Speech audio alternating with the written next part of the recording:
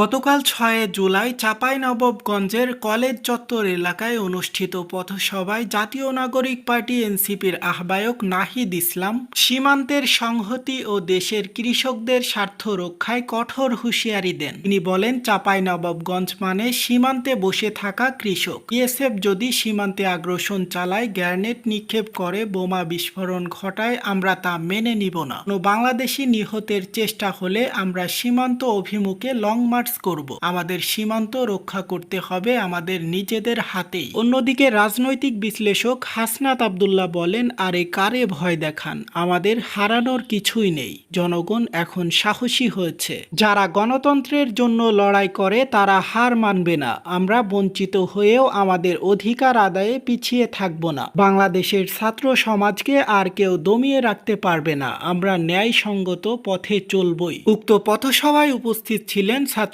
নেতা সার্জিস আলম। তিনি বলেন, যত বড় নেতা হোক, কাউকে প্রশ্নের ঊর্ধ্বে রাখা হবে না। জনগণের সমস্যা নিয়ে মুখ খোলা অত্যাবশ্যক। যারা জনগণের কথা শুনে না তাদের বিরুদ্ধে আওয়াজ তোলা হবে। তিনি গণতান্ত্রিক মূল্যবোধের প্রতি দৃঢ় অঙ্গীকার ব্যক্ত করেন। এই পথসভায় ৩ নেতা মিলিতভাবে দেশের সীমান্ত রক্ষায় দৃঢ় প্রতিজ্ঞা ও গণতান্ত্রিক সংস্কার, গণহত্যাকারীদের বিচারের দাবিতে ঐক্যবদ্ধ হওয়ার আহ্বান জানান। তিনারা আগামী দিনের বাংলাদেশ গড়ার জন্য জনগণের ঐক্য ও সাহসী ভূমিকার উপর গুরুত্বারোপ করেন। সো হেই বন্ধুরা, আপনারা দেখছেন এইসে গ্লোবাল নিউজ, সাথে আছে আমি হুসাইন আহমেদ। সকল আপডেট পেতে আমাদের সাথেই থাক। সকলকে অনেক অনেক ধন্যবাদ।